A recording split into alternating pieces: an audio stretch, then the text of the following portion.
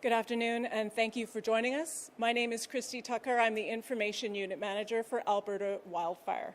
I'd like to welcome you today to the Forestry Warehouse here in Whitecourt, Alberta, for a very important announcement about the 2024 wildfire season. It's my pleasure to introduce the Minister of Forestry and Parks, Todd Loewen, for the announcement. Minister Loewen.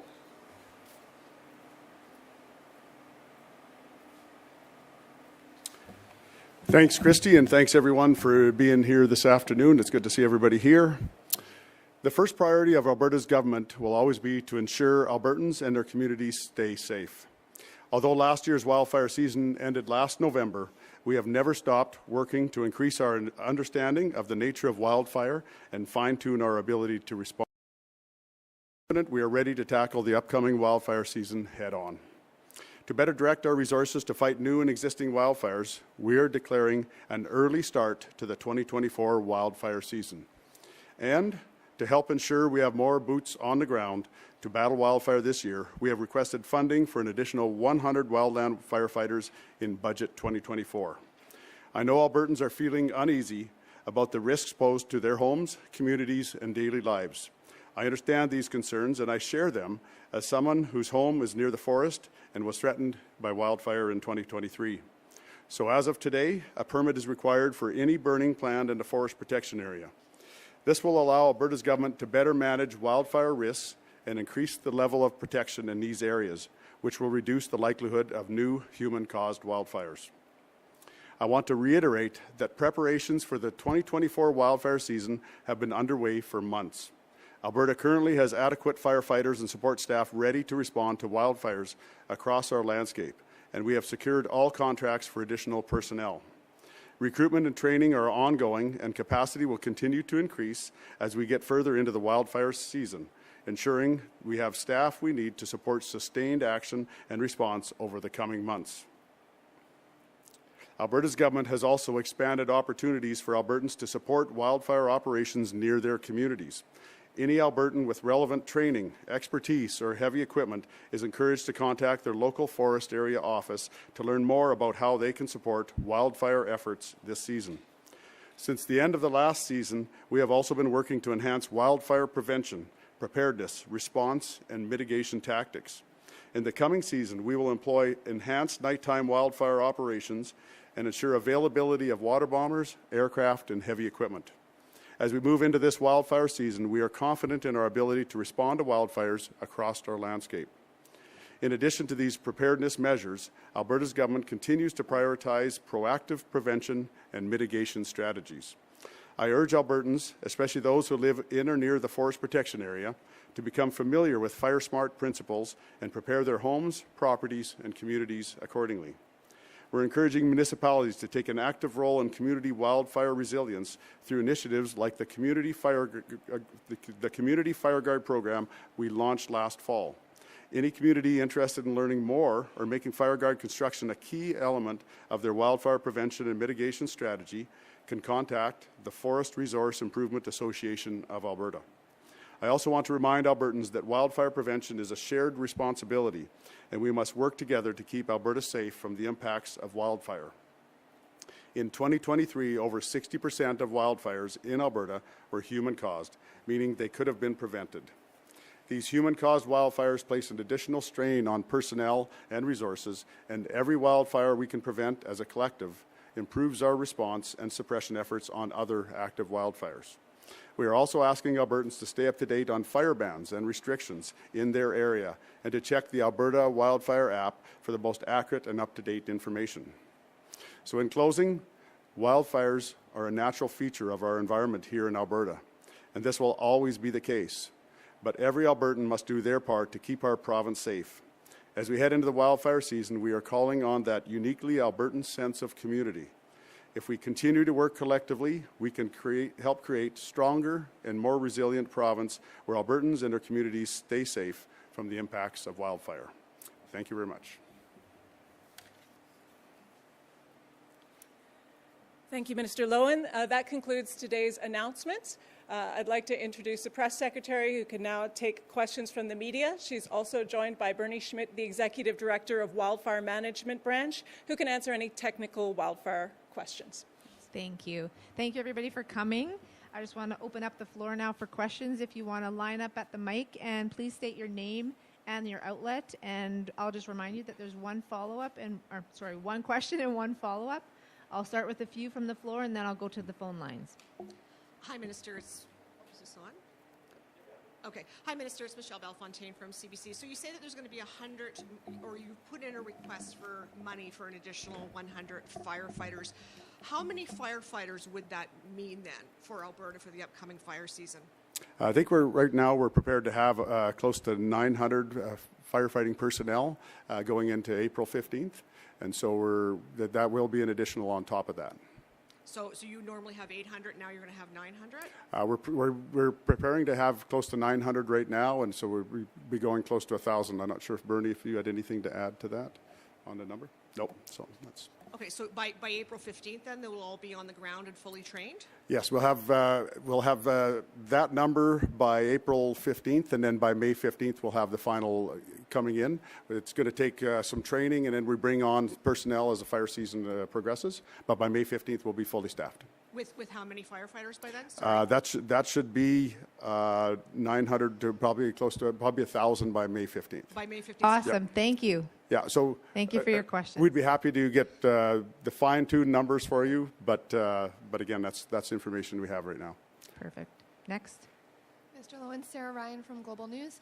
You talked about enhanced nighttime firefighting. Can you explain why and what does that look like? Okay, so we have two different programs with that. We have the drones that do the thermal imaging on fires at night, and what that does is allow us to watch the fire behavior at night to see where the fires are moving and in what direction and how intense and how far. We've used that this past season. We'll be using that more this season. And the other nighttime wildfire technique that we've used this past season, which we'll continue this year too, is a night vision helicopter. So a helicopter that can fly at night to be able to watch the fires also, but also be able to pick up water and dump water on fires. One of the biggest reasons why we're focused on firefighting at night is the fires are a little easier to fight at night because of the size of the fire itself. The flames become subdued many times at night as the temperature drops and the humidity increases. And so by taking advantage of that, we can help fight fires a little more effectively and efficiently. We'll also be having ground crews going this year at night also. And because of our night vision availability and our drone technology, we'll be able to do that safely and effectively. Up near Fox Lake, the wildfire information officers were talking about, how seriously concerned they are about the lack of snow, expected lack of water. Can you talk about what impact climate change is going to have on wildfires in Alberta? Yeah, so when it comes to that, I mean, we know the area around Fox Lake has been was affected greatly by wildfire. It was devastating to see the losses up there. But when it comes to climate change, we know that that changes weather patterns, and so that's what our focus is with our weather center, is to watch those weather patterns and see how they're affecting wildfire across the province, and of course the wildfire risk across the province. So we'll be watching that intensely. We know that we're in an El Nino effect right now. That's been causing us to have the warmer and drier temperatures overall. We're hoping that that's coming to an end, and there is some suggestion that maybe by June we'll be leaving that El Nino effect. But again, that's all projection at this time, and we'll be, again, watching the weather as closely as we can as we go forward. Thank you. Thanks. Thank you. I think we're going to go to the phone lines now. Operator, can you put through the first caller? Alana Smith, Globe and Mail. Hi, thanks for taking my question. I just wanted to go over the numbers again, bit of a follow-up from Michelle's question. So 100 extra firefighters, if that brought us to 1,000, I understand by about June 2023 last year, we had, I think, 2,000 or so firefighters from around the world coming to help Alberta. And that was in addition to the firefighters we already had in Alberta. So that's thousands that were needed last summer. So it kind of seems like a drop in the bucket, 100, firefighters added to the roster. So can you just take us through like the numbers we're going to need? I mean, writing's on the wall, the fire season is going to be pretty bad. So what else is being done to ensure we have the, an appropriate amount of personnel ready for when, if it looks like last year it gets worse? So obviously we plan on increasing the number of firefighters as opposed to last year. Just like any bad wildfire season in Alberta and just about every jurisdiction in the world, as if the capacity isn't there, then we rely on other jurisdictions, just like other jurisdictions rely on us when we have rely on us when they have a bad fire season. So that's something that's common and happens every year. Again, if we see the need, we'll be asking for wildfire fighters from across the country and around the world as needed. This past year, when we look back, the fire started earlier than expected, and that's why we're having our firefighters ready earlier than last year. And so we're doing that to help alleviate some of those concerns. But when it comes time to, if we feel that the fires are to a point that we need help, we'll be asking for help, just like we have done in any other year that we've had bad wildfires. Follow up? I do, yes. I'm hoping you can speak a bit to attracting firefighters here in Alberta. What does that look like? But as an aside from that, what other work is being done, for example, with municipalities to ensure that they're prepared for fire seasons? What about with volunteer firefighters? Are there any new rules? I know there were some issues that took place last year, but also a lot of help from people who volunteered. So, what else is going on around this ask for funding for 100 extra firefighters? Yeah, so we have had a record number of applicants for wildland firefighters in Alberta, and so we're taking advantage of those record numbers and making sure we're getting the testing and training in place to bring them on. When it comes to municipalities, we've created that new program, the Fire Guard program, to help municipalities defend their municipalities, their towns, and the people that they represent. And so we're working on that. We've always worked with municipalities well. We have agreements with municipalities when it comes to fighting wildfire, and so that will continue. As far as volunteers and bringing people online to help out, we do have a program available now that people will be able to volunteer, will be able to help out when fighting wildfires. There'll be some online training and some testing done on site to make sure that they're suitable to be able to help out. We want to make sure that we keep everybody as safe as possible, but we do want to see that people that do want to help, we want to make sure that we have those opportunities for them in a safe manner. Thank you. Can I put through the next caller, please, operator? Aaron Collins, CBC National. Hi there. Thanks very much for taking my question. I want to follow up a little bit on the last question. Can you tell us a little bit more about this program that's going to have folks with capacity, whether it's equipment or training, get involved on a volunteer basis for when these wildfires inevitably happen? I mean, how is that going to look? How's it going to work? Are you sort of going to be creating volunteer firefighting battalions, or what's going on there? Anybody that's brought in to help will work with experienced and wildfire fighting staff that we have right now. In the past, there was never a program that we could quickly run through some quick training and some testing to make sure that they were suitable and able to help out in a safe manner. And so we've changed that. So we've made that available now for people to join in. When it comes to equipment, the local equipment contractors could contact their local forestry office and be able to sign up to put their equipment to work. Again, in a safe manner, and in the past, it's always been a little tougher to bring things together in short time frames. But we've now have processes in place to make sure that can happen. Do you have a follow-up? I do. Yeah. Do you have a hope or for the kind of numbers we're talking about? Increasing the numbers of paid wildfire fighters, but do you have a hope for the number of volunteers you could be bringing in through this program? And will there be compensation, sort of codified for people who bring in their machinery and stuff like that in advance, so they'll know that they're going to be compensated for fuel and this kind of stuff? It's one of the complaints we heard when we were in the field last year. Yeah, so no, there's already policies in place when it comes to compensating for heavy equipment and things like that, and so there's no problem there. But again, as far as numbers, is what we expect or hope for volunteers, we're completely dependent on what people want to do and how people want to help. I know what happens is when a fire is near a community, the people in that community want to do everything they can to help out, and we want to make sure that we facilitate that rather than hinder that. And again, we just want to make sure it's done in a safe manner. Great. We're going to go back to the floor for a couple questions, and then we'll go back to the phone lines. Hi, Minister. Julia Wong, CBC National. Just on this note of volunteer firefighters, we heard that call for it last wildfire season, and we're hearing it again this wildfire season. it would seem to suggest that you're not getting the number of applicants that you are hoping for and that you don't have the manpower that you would like. How do you respond to that? Well, I think when it comes to wildfire, we just like every other jurisdiction in the world that fights wildfire, no jurisdiction has the number of firefighters available, trained, ready to go, and employed on an annual basis to fight the worst fire year. And that's why we have programs in place around the world to help make sure that we can share resources. And so, we're likewise in Alberta. Again, if we have a horrible season like we had last year, then we expect that we'll be bringing people from around the world to come help out.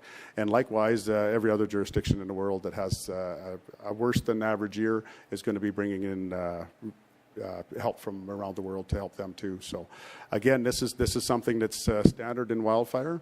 If we wanted to have that many people hired and ready at all times, then I think a lot of the public would be wondering what they're doing when we don't have wildfires. So this is a system that's been in place, this shared resources, and that's a system that's been in place for decades.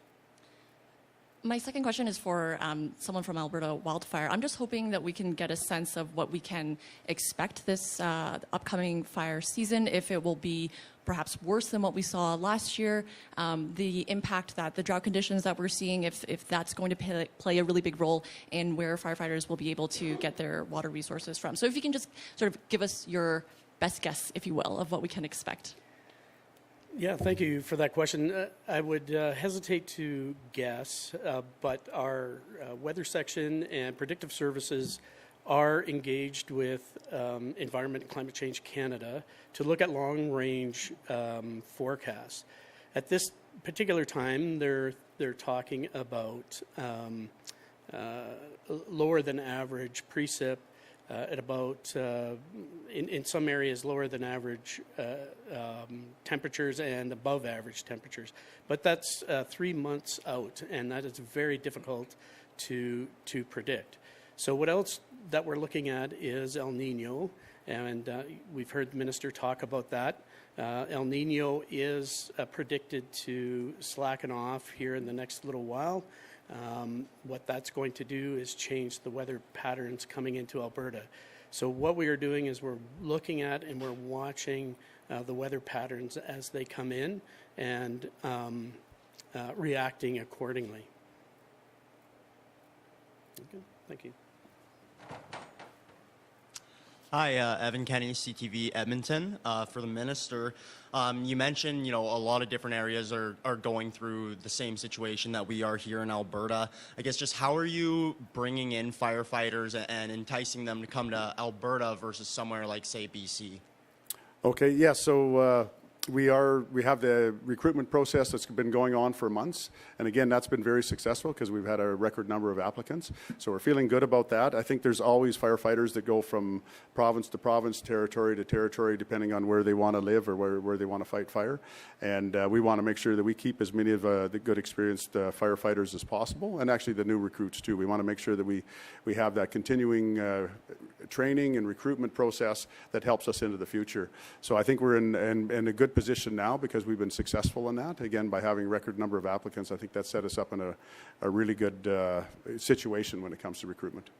And then you mentioned you're prioritizing proactive activities, but with this year 6 times more carryover fires than an average year. I guess what are some of those proactive activities, and do you think that will be enough to stop sort of what's already continuing from last year?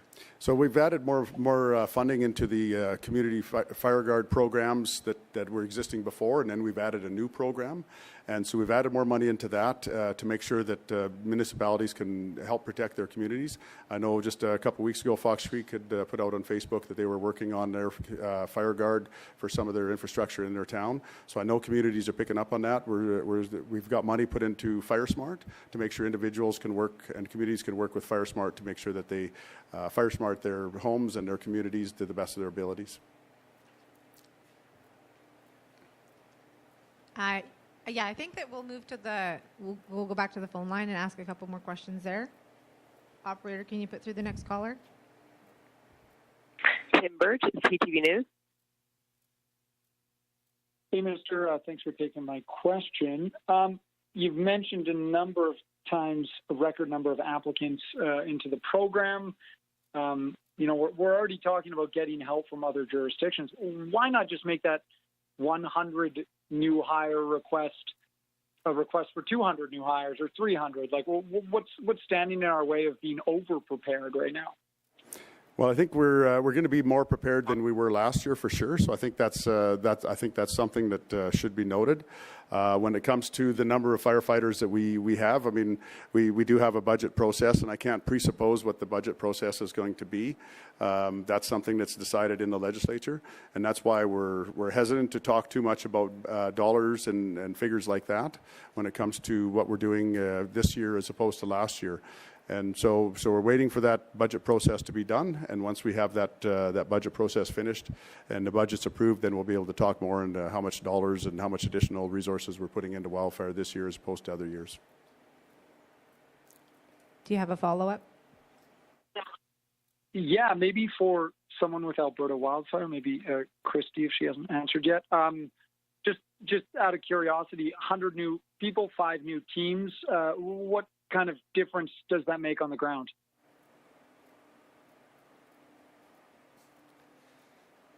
Yeah, thanks for that question. If we're successful and we do receive 100 new firefighters, they'll be configured into unit crews, which are 20-person crews. They come with more equipment and a larger capacity to deal with fires than the 4-person hell attack crews. So they'll be put to work fighting those fires, assisting the initial attack crews, and bringing fires to a state of being held a lot quicker. So that's the goal there. That's what will be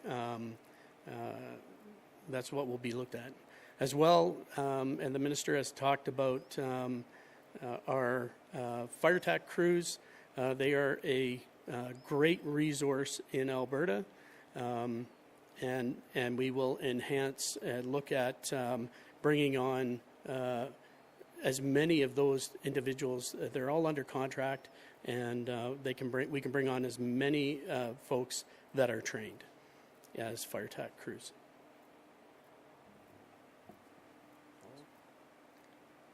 Perfect. Okay, can we go to the next caller, please? Carly Robinson, City News. Hi there. I'm just wondering, with 2023 behind us, if rappel teams would have made a difference, and if there's any room in the budget to look at rappel with firefighting in Alberta again. Okay, when it comes to the RAP attack crews that we've had in the past, those firefighters are type 1 firefighters, just like our current hell attack crews and our unit crews. And so basically what was decided back at that time when the rappel program was taken away is basically a cost-benefit analysis. And the cost of having the rappel crews versus having more unit crews and hell attack crews. Now, another thing that's been a big difference is when the RAP attack crews were brought in.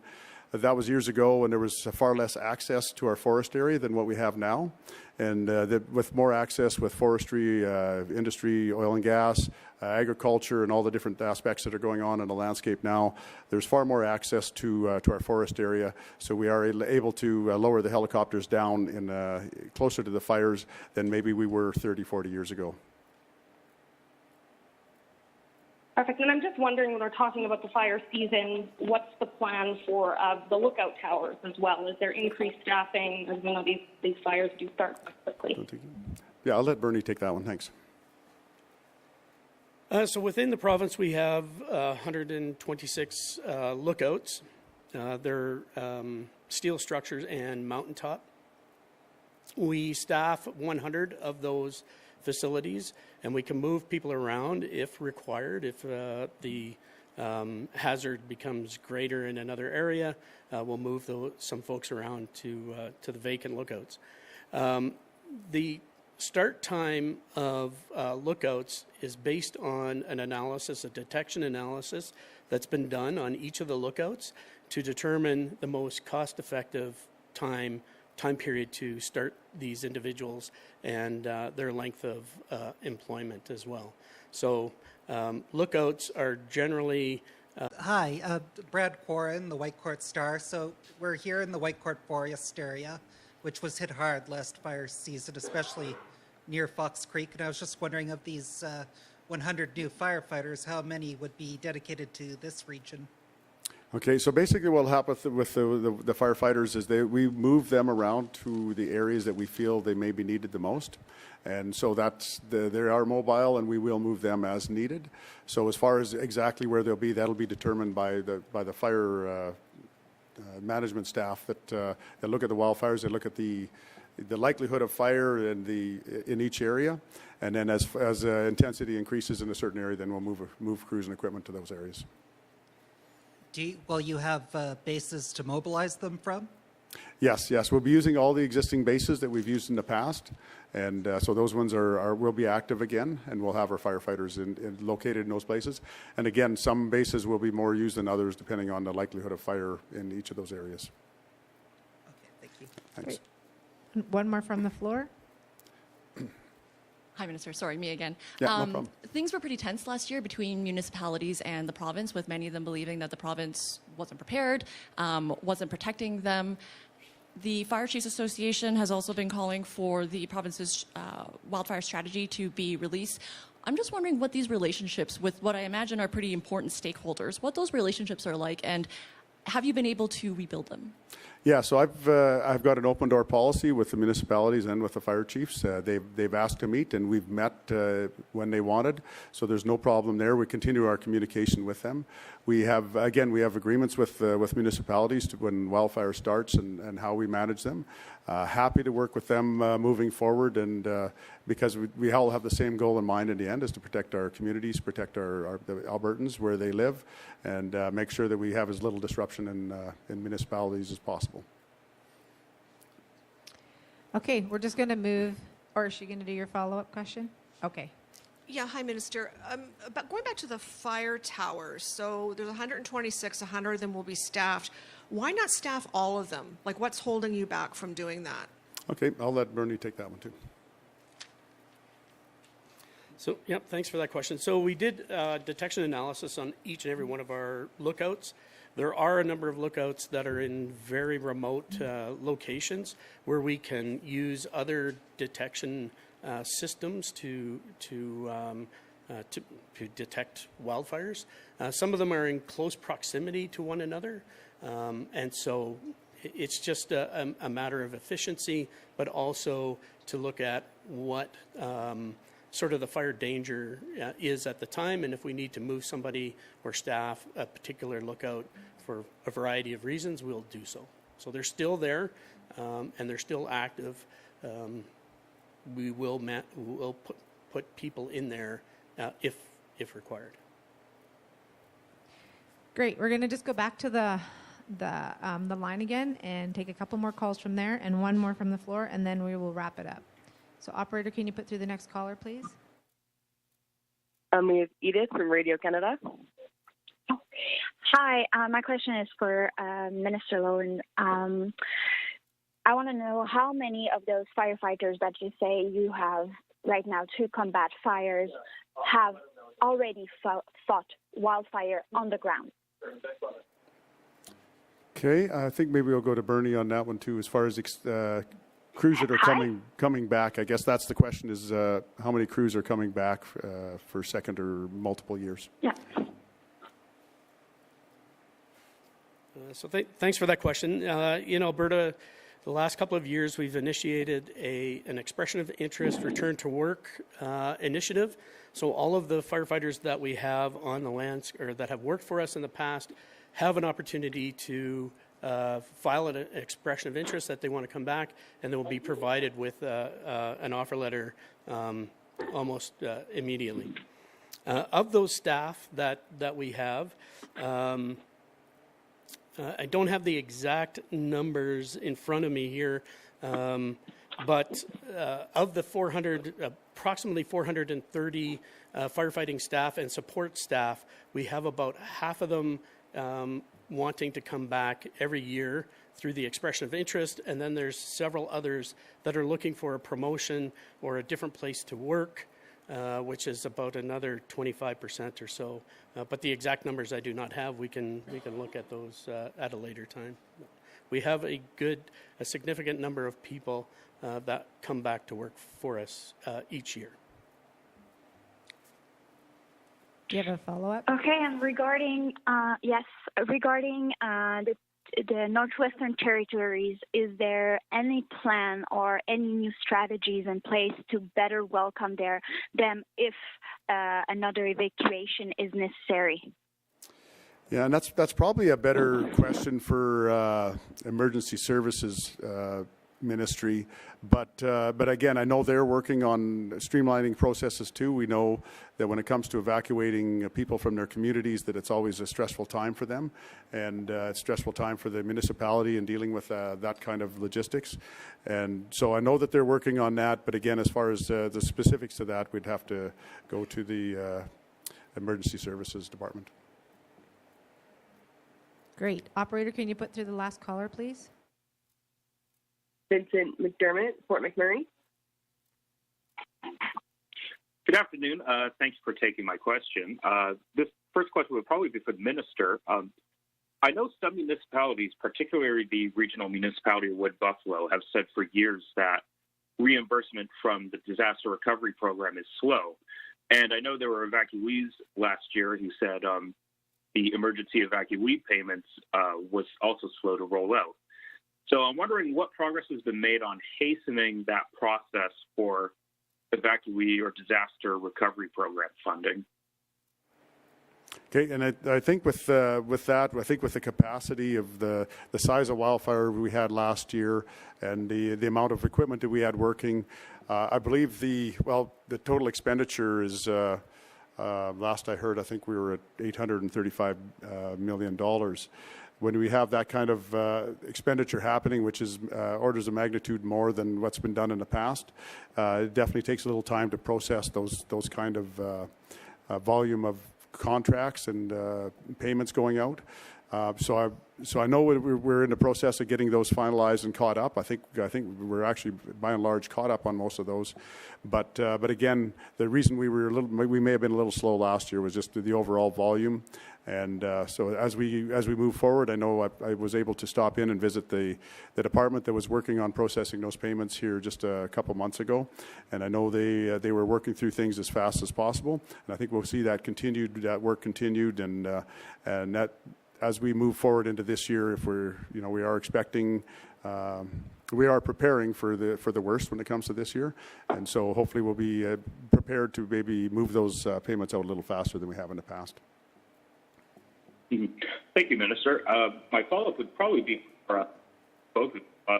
With multiple provinces and states bracing for a rough wildfire season, is there concern about supplementary forces from the Canadian Armed Forces or other jurisdictions just being spread too thin if that call for extra help is made?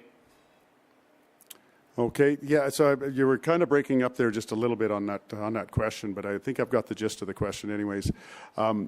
Yes, just like we seen last year, there's, when we had the Northwest Territories burning, we had BC burning, we had Alberta burning, and that definitely stresses resources quite a bit, and that's why we were bringing in like you mentioned, we brought in the military, we brought in wildfire firefighters from around the world to help out. And so we'll be expecting, if we're in a similar situation, we'll be expecting to do the same. Again, it's standard practice to bring in help whenever it's needed. And I know we've had our wildfire firefighters travel around North America and even around the world when it came time to helping other jurisdictions. And so again, if we get some timely snows and some timely rain, I would expect that we'll be helping other jurisdictions. And if not, then I expect we'll be getting help from others. Okay, we're going to have one more question from the floor, and then we will close off our media avail time. If you have any further questions, please reach out to me. If you don't have my email, please just come over and chat, and I'll give it to you, and I'm happy to answer anything else you have. Okay. Minister Sarah Ryan from Global again. You said 60% of last year's wildfires were man-made. Do we expect to have bans on ATVs, quads? You talked about fire permits being required at this point. Are we expecting more and earlier fire bans? Can you talk about that? Yeah, so I think we'll probably be a little more proactive this year when it comes to the fire bans. I know last year as we came into a weekend that we thought might be a busy weekend, we were always looking forward for the weather and looking at the fire situation across the province and then implement a ban. So I think we might see us implementing bans a little sooner than we did last year, just so the public has a time to prepare for those changes. And so that's something we'll see. When we look at things like ATVs, ATVs themselves are only maybe 1% of the human-caused wildfire, and so but we do take every incident serious as far as any opportunity for wildfire to start. But again, when we look at campfire bans and things like that, I expect it will be bringing them in a little sooner, a little more proactively than we did last year. Thank you. Great. Thank you, everybody. Thank you, Minister. Yeah, thank you.